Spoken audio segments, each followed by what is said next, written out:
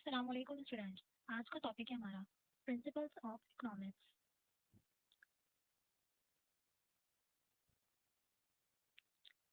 Question number 1 है हमारा, define marginal utility and explain briefly, और define total utility and explain briefly.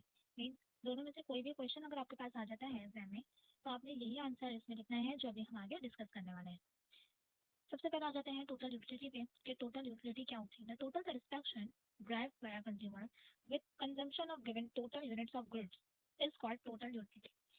Means जितनी भी सेटिस्फेक्शन आपको मिल रही है किसी भी चीज़ को कंज्यूम करने से, उसको ड्राइव करने से, उसको इनहेल करने से, आपको वॉच करने से, ठीक है, तो जो भी आपको इन सारी चीज़ों से सेटिस्फेक्शन मिल रही है वो आपकी कहलाती है टोटल यूटिलिटी। Means complete. ठीक हो गया। जितने भी गुड्स आप कंज्यूम कर रहे हैं, ड्राइव कर रहे हैं, या फिर आप देख रहे हैं, ड्रिंक कर रहे हैं, सारी चीज़ें आपकी जो है वो काउंट हो जाती हैं सेटिस्फेक्शन के अंदर। जितनी भी सेटिस्फेक्शन आपको इन सब चीज़ों से, इनसे किसी भी काम से, करने से, खाने से, पीने से, देखने से, जिस चीज़ से भी आपको मिल रही है, वो आपकी जो सेटिस्फेक्शन होगी वो आपकी कहलाएगी टोटल यूटिलिटी। मार्जिनल यूटिलिटी क्या होती है? The range between change in total utility and change in total units of goods is called marginal utility. जो भी आपकी एडिशनल यूटिलिटी होगी, एडिशनल चेंज, ठीक हो गया, वो आपका कहलाएगा टोटल यूटिलिटी, वो आपका कहलाएगा मार्जिनल यूटिलिटी। ठीक है।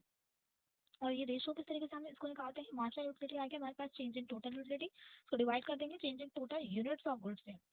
ये अब हमारी हो गई यूटिलिटी टोटल, जितने भी हम कंज्यूम कर रहे हैं, और ये हमारा हो गया टोटल यूनिट्स ऑफ गुड्स। हर जो टोटल यूटिलिटी के अंदर जितने भी यूनिट्स ऑफ गुड हमने कंज्यूम किए हैं, तो वो यूनिट्स ऑफ गुड यहाँ पे आ जाएंगे, और जो टोटल यूटिलिटी होगी वो ऊपर आ जाएगी। इसको इस तरह से डिनोट करते हैं एम यू। एम यू से क्या मुराद है? हमारा हो गया एम यू से मार्जिनल यूटिलिटी, और ये जो आपके पास साइन नजर आ रहा है बना हुआ ट्राइंगल जैसा, ये हमारा कहलाता है डेल्टा। और इसको हम कहते हैं change in. Means change in के जो हमारा होता है इसको डिस्कस करता है। टी यू से हमारा हो गया टोटल यूटिलिटी, और टी जी से हमारा हो गया यहाँ पे टोटल यूनिट्स ऑफ गुड्स। उसके बाद आ जाएंगे स्केड्यूल पे। यहाँ पे स्केड्यूल आ गया यूनिट्स ऑफ गुड्स। तीन हमारे पास जो है उसके सेक्शन आ गए, units of goods, total utility, marginal utility. Units of goods में आपके पास आ गया यहाँ पे 0 1 2 3 4 5 6। यहाँ पे जितने भी आपके पास कुछ आपके पास जो है वो अमाउंट हमें मिकदार जो है वो मिली है यूनिट्स ऑफ गुड्स की। आगे हमारे पास आ गया टोटल यूटिलिटी और मार्जिनल। ये दोनों जो चीज़ें हैं हमारे पास निकलती किस तरह है, यहाँ पे आप देख सकते हैं कि जो टोटल यूटिलिटी है वो जब 0 है, तो ये आगे आगे जब इंक्रीज हो रही है, जैसे जैसे हम आगे की तरफ जा रहे हैं, तो जो टोटल यूटिलिटी है हमारी वो इंक्रीज होती जा रही है। लेकिन एक पॉइंट पे आने के बाद वो डिक्रीज होना स्टार्ट हो गई यहाँ पे। ठीक हो गया। इसी तरह मार्जिनल यूटिलिटी जो हमारी स्टार्टिंग में नल है, लेकिन मार्जिनल यूटिलिटी में क्या है कि हमारा जो है वो 10 8 6 4 2, यानी कि ये डिक्रीजिंग हो रही है। ये इंक्रीजिंग है तो ये डिक्रीजिंग है। ये निकालते किस तरह है आइए ये मैं आपको बताती हूँ थोड़ा। हाँ, यहाँ पे आगे इसको डिस्कस कर लेते हैं। ये हमारा हो गया है यूनिट्स ऑफ गुड्स। जब यूनिट्स ऑफ गुड्स मेरा 0 है, टोटल यूटिलिटी 0 है, मार्जिनल यूटिलिटी 0 है। यूनिट्स ऑफ गुड्स जब मेरा इंक्रीज होकर 1 हो गया, तो जो मेरा टोटल यूटिलिटी है वो आप यहाँ पे देख सकते हैं कि यहाँ पे कितनी है वो 10 10 है। जब ये टोटल यूटिलिटी मेरी 10 है, इसमें मैंने जो मेरी कंज्यूम वो जो मैंने ऑलरेडी कंज्यूम करी हुई थी वो जो कि फिलहाल 0 है, वो ऐड हो गई। तो इसको ऐड करने के बाद जो हमारे पास आंसर आएगा वो मेरे कहलाएगी इस स्टेज पे, यानी कि फर्स्ट स्टेज पे टोटल यूटिलिटी 10। जब मैंने सेकंड जो है वो अगर मैं कोई भी चीज़ खा रही हूँ, या फिर मैं कोई भी मूवी है या वो देख रही हूँ, या फिर मैं कोई भी काम है जो कंटिन्यूटी के साथ अपना कर रही हूँ, वो जैसे जैसे मैं करती जाऊंगी वैसे वैसे जो उसकी सेटिस्फेक्शन है मेरी वो बढ़ती जाएगी। जैसे अगर मैं कोई भी जो चैप्टर है अगर वो मैं रीड कर रही हूँ, तो जब मैंने उसका फर्स्ट जो है, अगर मैंने इसको फर्स्ट सेक्शन रीड किया है तो मेरी सेटिस्फेक्शन 10 है। लेकिन जब मैं आगे करती रही, जब मैंने सेकंड उसका जो है वो पार्ट उसका जब मैंने रीड किया, उसको समझा, तो मेरी जो सेटिस्फेक्शन है वो और ज़्यादा बढ़ गई, और वो बढ़कर कितनी हो गई? 18 हो गई। कैसे हो गई कि सेकंड बार जब मैंने लिया तो उस टाइम पे जो मेरी पर्टिकुलर उस चीज़ की जो सेटिस्फेक्शन थी वो थी 8। ठीक है, और पहले वाले की मिलाई तो कितनी हो गई? 18। मीन्स ये तो इंक्रीज हो गई, बट मार्जिनल क्या हो गई? डिक्रीज। और मार्जिनल डिक्रीज कैसे हुई? फर्स्ट एक अटेम्प्ट पे तो मार्जिन भी 10 है, लेकिन सेकंड अटेम्प्ट पे मार्जिन 8 और टोटल 18 कैसे हो गई? यहाँ पे मैंने देखा कि ये जो थी मेरी हो गई 8। ठीक है। अभी आगे हम मार्जिनल यूटिलिटी को कैसे निकाला वो आगे भी डिस्कस करते हैं। पहले टोटल यूटिलिटी के सारे जो सेक्शन हैं आप उसको देख लें। ये जितने भी एग्जाम्पल्स यहाँ पे दी हुई हैं, 2 थी, जब हमने सेकंड यूनिट लिया तो 8, थर्ड यूनिट लिया तो 6, फोर्थ यूनिट लिया तो 4, और जैसे जैसे आगे बढ़ते जाएंगे वैसे वैसे हम प्रीवियस वन को, जो हमारा प्रीवियस आंसर होगा उसको उसमें ऐड करते जाएंगे। जैसे 6 में 18 हमने ऐड कर दिया, 24 आ गया। फोर्थ, जब मैंने जो है वो वाइड लिया किसी भी चीज़ का, तो या फिर मैं अगर कोई भी काम कर रही हूँ तो उसको जब मैं फोर्थ स्टेज पे पहुंची हूँ तो उस टाइम पे जो मेरी सेटिस्फेक्शन उस पर्टिकुलर चीज़ के लिए थी वो 4 थी, जबकि मेरी प्रीवियस सेटिस्फेक्शन 24 थी। जब वो दोनों मिल गई तो मेरी टोटल सेटिस्फेक्शन क्या बन गई, 28 बन गई। इसी तरह 5, 4, और इस पे आके आप देखेंगे कि यहाँ पे जो मेरी सिक्स स्टेज पे जब मैं पहुंची हूँ तो जो मेरी सेटिस्फेक्शन थी पर्टिकुलर उस चीज़ की वो बन गई 0, कि अब मुझे उस चीज़ में दिलचस्पी नहीं रही। ठीक है, प्रीवियस वाली क्या थी 30, 0 30 प्लस हो गए तो कितनी रही, 30 ही रही। तो टोटल जो सेटिस्फेक्शन थी वो टोटल मिला के मेरी वही रही जो मेरी प्रीवियस थी। जबकि जब मैं आगे बढ़ गई, जब मैंने उसका और आगे का हिस्सा कवर किया तो मेरी जो सेटिस्फेक्शन थी वो माइनस में चली गई। कितनी बन गई, वो बन गई मेरी -2। फिर मैंने इसमें 30 को ऐड करा जो मेरी प्रीवियस वन थी। ऐड करने के बाद तो मेरा आंसर क्या बना, 28, मीन्स वो अब डिक्रीज होना स्टार्ट हो गई है। ठीक है, इसी तरह आप आगे आएंगे तो मार्जिनल यूटिलिटी को डिस्कस करते हैं। मार्जिनल यूटिलिटी के अंदर आइए तो यहाँ पे फर्स्ट सेटिस्फेक्शन मेरी कितनी, टोटल की 10, 10 में मैंने से जो मेरा प्रीवियस वन था वो माइनस कर दिया, हो गया यहाँ पे 10। अब ये जो मेरी टोटल यूटिलिटी निकली थी जो कि 18 है, 18 में से मैंने प्रीवियस वाले को माइनस कर दिया, जो मेरी प्रीवियस थी वो थी यहाँ पे 10, तो मैंने इसको जब इनमें से माइनस किया तो यहाँ पे आ गया मेरे पास 8। ये बनी मेरी मार्जिनल यूटिलिटी। इसके बाद आगे आएंगे तो यहाँ पे मेरे पास है टोटल यूटिलिटी 24। 24 में जो मेरा प्रीवियस वन था उसको माइनस करेंगे जो कि यहाँ पे मौजूद है 18। ठीक है, 18 यहाँ पे मेरे पास 24, यहाँ पे जो 24 है और इसका प्रीवियस वन क्या है मेरे पास 18, इसको मैंने माइनस किया, ये बन गया मेरे पास 6। इसी तरह यहाँ पे मेरे दो सेटिस्फेक्शन है वो है पर्टिकुलर इसकी 28। 28 में से जब मैंने इस वाली की प्रीवियस सेटिस्फेक्शन को माइनस किया तो क्या बन गया 4। नेक्स्ट में आ गया 30, 30 में से मैं क्या माइनस करूंगी, जो इसके टोटल यूटिलिटी की जो प्रीवियस वाली है 28, 8 को माइनस करूंगी आ जाएगा 2। फिर दोबारा अगेन मैंने क्या करना है, इन दोनों को आपस में से माइनस करूंगी तो मार्जिनल यूटिलिटी इस स्टेज पे आकर हो गई मेरे पास 0। जब मैं 28 में से 30 को माइनस करूंगी तो ये चली जाएगी मेरी माइनस में।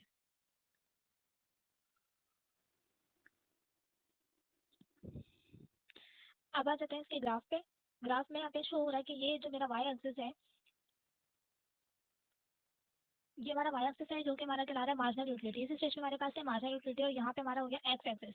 एक्स एक्सिस में हमारे पास क्या है, units of goods, units of goods. ठीक हो गया, यहाँ पे हो गई मार्जिनल यूटिलिटी, यहाँ पे हो गया यूनिट्स ऑफ गुड्स, मैं कितने गुड्स जो है वो कंज्यूम कर रही हूँ। यहाँ पे इसका कर्व आ गया कि कितने टाइम पे कितने यूनिट्स कंज्यूम करने पे मेरे को मुझे कितनी सेटिस्फेक्शन मिल रही है। तो उस टाइम पे मार्जिनल यूटिलिटी क्या होगी, ये जो ग्राफ है डाउनवर्ड मोशन शो करा रहा है कि मार्जिनल यूटिलिटी जो है वो नीचे की तरफ जा रही है। एक्सप्लेनेशन देख लेते हैं। एक्सप्लेनेशन में इसके क्या है, consider a person who consume goods x, when he consumes first unit of goods x he gets 10 level of satisfaction or utility. When he consumes second unit of goods X, his total utility increases as 18 and his marginal utility decreases as 8. When he consumes third unit of goods X, his total utility increases as 24 and his marginal utility decreases as 6, and so on. It means with increase in consumption, his total utility increases and his marginal utility decreases. इस expression से क्या वाजे हो रहा है कि एक person है इसने जितने भी गुड्स कंज्यूम करना है, ठीक है, उनको हमने एक्सपेक्ट कर लिया कि वो हमारे पास है एक्स एक्स। जब वो कंज्यूम कर रहा है फर्स्ट यूनिट तो उसकी जो टोटल यूटिलिटी है, जो उसकी सेटिस्फेक्शन है वो उसको कब मिल रही है 10। लेकिन जैसे जैसे वो गुड्स की तादाद बढ़ाता जा रहा है तो जो उसकी टोटल यूटिलिटी है, टोटल सेटिस्फेक्शन है वो बढ़ती जा रही है, मीन्स टोटल यूटिलिटी इंक्रीज हो रही है। लेकिन जैसे जैसे वो कंज्यूम करता जा रहा है जो उसकी पर यूनिट और पर्टिकुलर स्पेसिफिक चीज के लिए जो सेटिस्फेक्शन है वो डिक्रीज हो रही है। तो जो डिक्रीज उसकी जो जिस लेवल पे उसकी सेटिस्फेक्शन डिक्रीज हो रही है वो पॉइंट मेरा कहलाता है मार्जिनल यूटिलिटी। और जो टोटल सेटिस्फेक्शन मुझे प्रीवियस और उसके कंज्यूम करने से मिल रही है वो मेरी कहलाती है टोटल यूटिलिटी। मीन्स जैसे जैसे हमारी टोटल यूटिलिटी इंक्रीज होती है वैसे वैसे जो मार्जिनल यूटिलिटी होती है वो डिक्रीज होती है। इसके बाद अच्छा, ये हमारे पास कुछ और ग्राफ्स हैं। मीन्स के अभी जो ऊपर हमने ग्राफ डिस्कस किया है, वैसे तो क्वेश्चन उसके अकॉर्डिंग भी परफेक्ट हमारा कंप्लीट है, लेकिन अगर आप उस क्वेश्चन को और ज़्यादा डिमॉन्स्ट्रेट करना चाहें तो हमारे पास ये और तरीके हैं जिसमें हमारे पास जो ग्राफ है, यहाँ पे ग्राफ हमारे पास शो कर रहा है डाउनवर्ड। यहाँ पे जो टोटल यूटिलिटी है वो एक्सिस करें हमारी वाई एक्सिस पे, और यहाँ पे टोटल यूनिट्स ऑफ गुड्स है यहाँ पे एक्स एक्सिस पे। यहाँ पे मार्जिनल यूटिलिटी है वाई एक्सिस पे और एक्स एक्सिस पे आ गया यूनिट्स ऑफ गुड्स। तो यहाँ पे जो ग्राफ है वो डाउनवर्ड है और ये वाला जो ग्राफ हमें शो कर रहा है वो upward.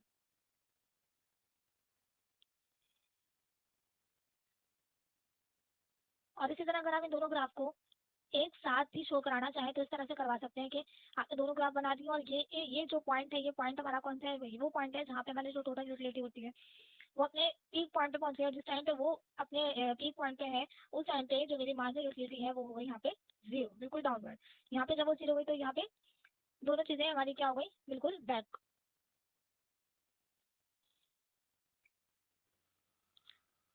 Question number 1B, state law of diminishing marginal utility briefly. Law of diminishing marginal utility की यहाँ पे डेफिनेशन आ जाएगी। स्टेटमेंट देखते हैं, when a consumer continued his consumption of goods marginal utility of goods decreases if other things remaining constant.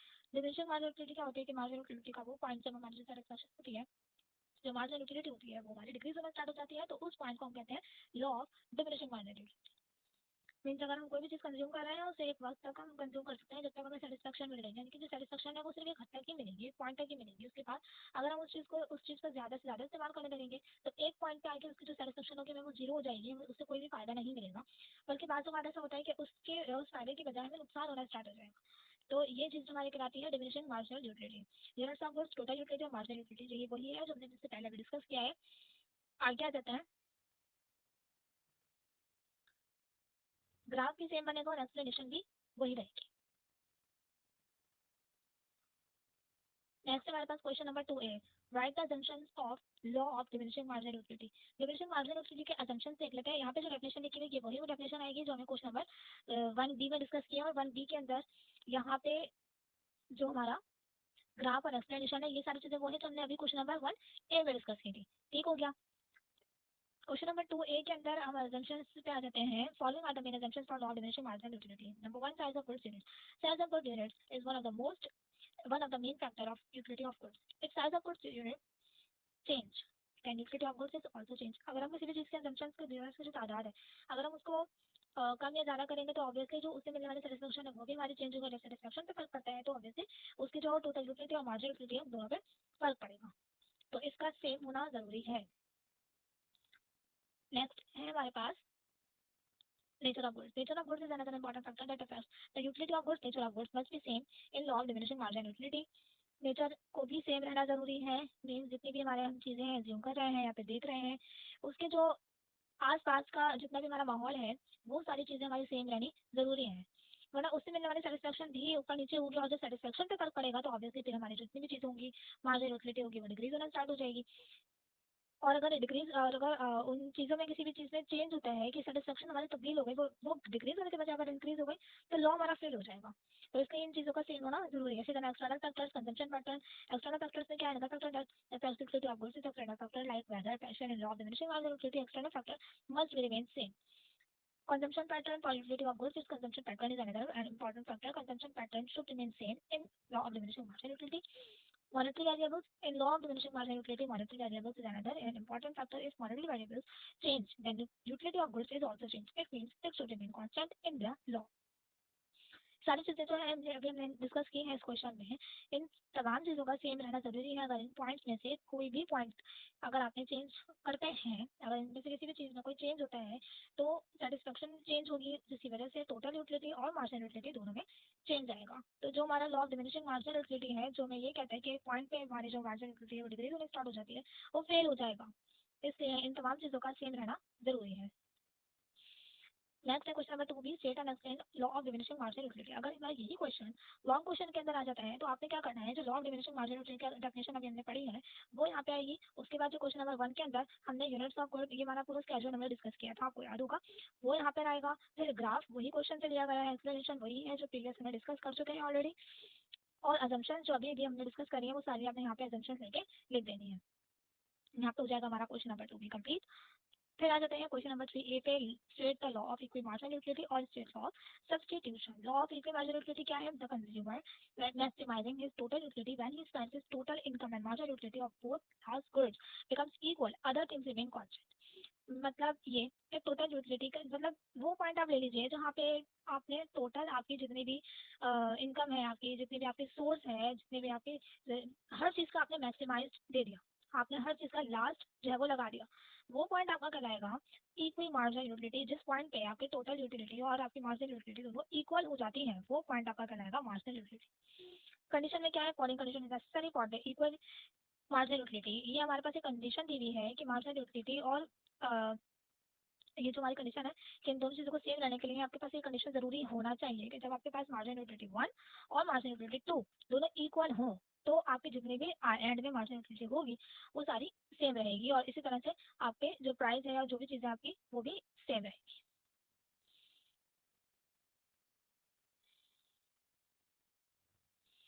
State and extend the law of equal marginal utility or law of substitution. Law of equal marginal utility stating the consumer maximizing his total utility. Consumer ने अपनी जो total utility उसका बिल्कुल and कर लिया, ठीक हो गया। When he spends his total income, जब उसने अपने टोटल इनकम का हर एक पॉइंट, हर एक रुपया जो है वो लगा दिया, and marginal utility of both goods become equal, और फिर मार्जिनल यूटिलिटी और जितने भी हमारे गुड्स कंज्यूम किए यूनिट्स है वो सारी चीजें हमारी इक्वल हो गई हैं, और बाकी सारी चीजें हमारी सेम रहेंगी, जो नेचर है या फिर इनकम है या जो भी चीजें हमारे पास है जो हमने अज्यूम किया था ऊपर, सब हमारे पास सेम है बाकी। तो उस टाइम पे जो हमारा ये पूरा जो लॉ है वो कौन सा कहलाता है, इक्वल मार्जिनल यूटिलिटी। assumptions में आ जाइए, point following are the main assumptions for the law of equal marginal utility. The marginal utilities of different of commodity should be independent of each other. सारी चीजें एक दूसरे से इंडिपेंडेंट होनी चाहिए, मीन हमारी जो हमारी मार्जिनल यूटिलिटी है वो किसी के ऊपर डिपेंड नहीं होनी चाहिए कि कोई भी चीज अगर ऊपर नीचे होती है तो उस चीज से कोई भी फर्क पड़े। It is consume that goods are naturally substitutes of each other.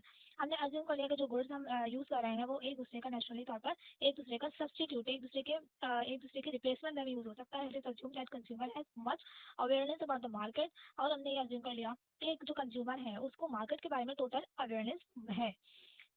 The law is based on the assumption that goods are divisible in small units, और जो goods हैं वो छोटे छोटे यूनिट्स में डिवाइड हुए हो। ऐसा ना हो कि हम एक ही चीज़ का बहुत सारे मिकदार जो है वो कंज्यूम कर रहे हैं, ऐसा ना हो। ठीक है, थोड़ी थोड़ी चीज़ें हम कंज्यूम कर रहे हो तो वो हमारा कहलाएगा ये जो हम ये चीज़ जो है वो हमने अज्यूम कर ली है इस चीज़ में। There is no change in the price of goods, और गुड्स की जितनी भी प्राइस है चाहे हम एक कंज्यूम करें 10 कंज्यूम करें मीन्स, लेकिन उसकी जो प्राइस है वो रिमेन्स कॉन्स्टेंट, यानी कि वो चीज़ सेम रहनी चाहिए। ये नहीं कि हमने एक गुड्स इतने का कंज्यूम किया दूसरा इतने का कंज्यूम किया, तो ये चीज़ ना हो। The income of a consumer is fixed, और जो कंज्यूमर की इनकम है, जो सोर्स ऑफ इनकम है वो भी उसका सेम रहना चाहिए, इनकम जो है उसकी भी सेम होगी। तो ये सारे जो लॉज हैं अगर हम ये फुलफिल्ड होगा तब जाके हमारे इक्वल मार्जिनल यूटिलिटी अप्लाई होगा। स्केजुअल देख लें यहाँ इसके स्केजुअल के अंदर है हमारे पास यूनिट्स ऑफ गुड्स आ गए, मार्जिनल यूटिलिटी आ गई। मार्जिनल यूटिलिटी हमने यहाँ पे अज्यूम कर ली है एक्स, और ये हो गई हमारे पास वाई। दो गुड्स है हमारे पास, अब दोनों एक दूसरे के क्या होने चाहिए, सब्स्टिट्यूट होने चाहिए। ठीक है, फिर उसमें जब मैंने पहला गुड अज्यूम लिया तो मेरी जो मार्जिनल यूटिलिटी वो 10 है, जबकि गुड्स की जब मैंने इस वाले गुड की मैंने अज्यूम की है, कंज्यूम किया, तो यहाँ पे मेरी जो मार्जिनल यूटिलिटी है वो है 7। फिर इसकी डिक्रीज हो गई, नीचे की तरफ आ गई, डिक्रीज होती जा रही है 8 6 4 2, और यहाँ पे भी क्या हो रहा है, हमारी जो मार्जिनल यूटिलिटी है वो दोनों डिक्रीज होती जा रही है। सारी चीजें क्या हो रही है, डिक्रीज हो रही है, वो 7 से 6 5 6 से 5 5 से 3 3 से 1 हो गई, और यहाँ पे भी ये सारी चीजें जो है मेरी वो डिक्रीज होती जा रही है।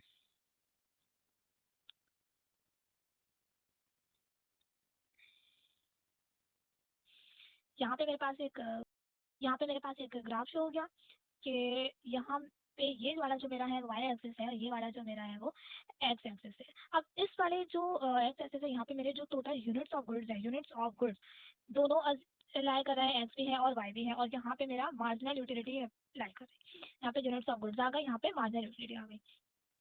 ये वाला जो हमारा है वो शो कर रहा है मार्जिनल यूटिलिटी वाई, ये वाली मतलब ये वाली जो हमने डिस्कस करी है ये आ गई हमारी यहाँ पे, इसका जो हमारा ग्राफ है वो आ गई ये, और यहाँ पे मार्जिनल यूटिलिटी आ गई इधर।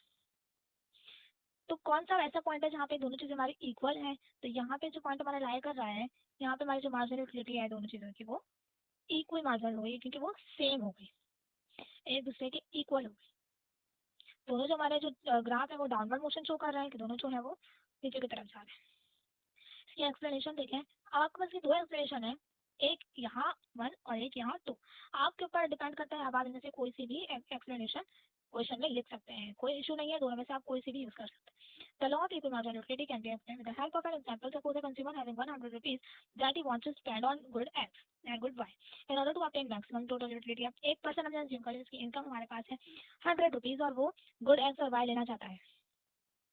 If he purchases 5 units of goods X, no unit of goods Y ने गुड्स परचेज किए X के कितने 5, Y का भी नहीं किया, ही गेन्स 30 यूनिट्स यूटिलिटी, इसने 30 यूनिट्स ली यूटिलिटी, सेटिस्फेक्शन उसके 30 यूनिट्स लिए। फिर purchases 4 units of goods x, उसने 4 यूनिट्स लिए। उसकी जो जब उसने 4 यूनिट्स बाय किए तो उसने 1 यूनिट बाय कर लिया वाई का भी, तो तब उसने जो सेटिस्फेक्शन गेन करी वो 30 यूनिट्स थी। If you purchases 3 units of goods x, 2 units of goods Y. Then he gains 37 units utility if he purchases 2 units of goods X and 3 units of goods Y. Then he gains 36 units utility. देखिए यहाँ पे क्या हो गया, ये जो मेरी utility है वो बैक हो गई है. If he purchases 1 unit of good X and 4 unit of Y, he gains 31 unit utility.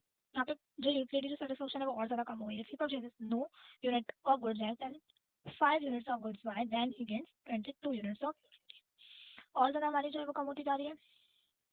It is confirmed that the maximum total utility for consumer is 37. तो maximum यहाँ पे कितनी थी, इसने कितनी कंज्यूम कर ली, 37 कर ली. Where he spends all his income on two goods and last unit margin utility of both goods is same. यहाँ पे उसने क्या किया, जितने भी उसकी इनकम थी उसने स्पेंड करी, और यहाँ पे जब 37 यूनिट्स उसको सेटिस्फेक्शन मिली, उस पॉइंट पे उसने अपनी टोटल इनकम भी यहाँ पे इन्वेस्ट कर दी. और इस पॉइंट पे जो सेटिस्फेक्शन है वो उसकी सबसे ज़्यादा हाई है, क्योंकि 37 के बाद सेटिस्फेक्शन डिक्रीज होना स्टार्ट हो गई. तो ये वाला जो मेरा पॉइंट है ये मैंने करना है इक्वी मार्जिनल यूटिलिटी. यहाँ पे भी सेटिस्फेक्शन मेरी, ये जो एक्सप्लेनेशन है आप ये लिख सकते हैं जो ऊपर गिवन है, और अगर चाहे तो आगे वाली एक्सप्लेनेशन लिख लें, कोई इसमें इशू नहीं है. Condition, following condition is necessary for the equi marginal utility. चलिए हम लोग डिस्कस कर चुके हैं इसके बारे में. हम एक्स्ट्रा में हमारे पास आ जाएगा ये जो आपके पास मैथमेटिकली एक एग्जाम्पल दी हुई है, जिसे डिस्कस कर लेते हैं. 5 यूनिट एक्स 0 यूनिट वाई 10 8 4, ये हमारे पास एक चार्ट आ गया कि हमने इतनी इतनी इतनी सेटिस्फेक्शन करी, और लास्ट में मेरे पास बचा 30. फिर इस टाइम पे मेरे पास सेटिस्फेक्शन कितनी हो गई, जब मैंने वाई का जो है वो 1 यूनिट ले लिया, 7 ले लिया वाई का मैंने 1 यूनिट, तो मेरे पास सेटिस्फेक्शन थी 35. फिर मैंने जब मेरे पास 3 यूनिट एक्स और 2 यूनिट वाई थे, मैंने जो मेरी सेटिस्फेक्शन बन रही वो थी यहाँ पे 37. जैसे जैसे मैंने यहाँ पे चेंज करा अपना गुड्स, यहाँ पे मैं और लेती गई, यहाँ पे मैंने वाई का गुड्स और बढ़ा दिए, लेकिन मेरी जो सेटिस्फेक्शन थी वो डिक्रीज होती चली गई, और डिक्रीज होते होते 36 31 और 22 पे पहुंच गई. मीन ये वाला जो 37 वाला मेरा जो पॉइंट था ये है मेरा इक्वी मार्जिनल यूटिलिटी, जहाँ पे मेरी सेटिस्फेक्शन और मेरी इनकम दोनों मैच कर रही हैं, और दोनों जो है वो पीक पॉइंट पे है. अपने सेटिस्फेक्शन मेरी पीक पॉइंट पे. आगे यहाँ पे इसके एमसीक्यूज है. The ability of goods to satisfy human wants is called utility. Obviously, initial utility of consumption is highest. सबसे पहले जो हम कोई भी चीज़ यूज़ करते हैं, यहाँ पे खाएंगे, यहाँ पे देखेंगे, तो उसकी जो यूटिलिटी से सेटिस्फेक्शन होगी मेरी सब बिल्कुल इनिशियल पॉइंट पे वो हाईएस्ट होगी, और जैसे जैसे मैं बढ़ाती जाऊँगी तो वो एक टाइम पे 0 और फिर नेगेटिव में चली जाएगी, लोएस्ट में. When total utility is maximum marginal utility is 0. ठीक है, टोटल यूटिलिटी जब मैक्सिमम होती है तो जो मार्जिनल यूटिलिटी होती है वो 0 हो जाती है. The total, the law of equal marginal utility is also known as the law of substitution. Equal marginal को क्या कहते हैं, लॉ ऑफ सब्स्टिट्यूशन भी कहा जाता है. ऊपर क्वेश्चन में डिस्कस किया है हमने. क्वेश्चन के अंदर आपके पास दोनों सवाल लिखे हुए थे कि discuss the law of equal marginal utility और लॉ ऑफ सब्स्टिट्यूशन. तो आपके पास दोनों में से कोई भी क्वेश्चन आपने घबराना नहीं है, वही क्वेश्चन जो अभी ऊपर डिस्कस करा है उसी का आंसर आपने वहाँ पे लिखने हैं. Consumer gets maximum satisfaction when, maximum satisfaction कब मिलती है, जब ये दोनों चीजें इक्वल हों. Marginal utility X, marginal utility Y, P X और पी वाई सब कुछ हमारा इक्वल हो, तब हमारे पास जो मैक्सिमम सेटिस्फेक्शन होती है. यहाँ पे हमारा जो चैप्टर है वो एंड हो गया है. यूटिलिटी का जो टॉपिक है वो कंप्लीट हो गया है. कोई भी क्वेश्चन है तो आप नीचे कमेंट में डिस्कस कर सकते हैं, मुझसे क्वेश्चन कर सकते हैं. जज़ाकल्लाह.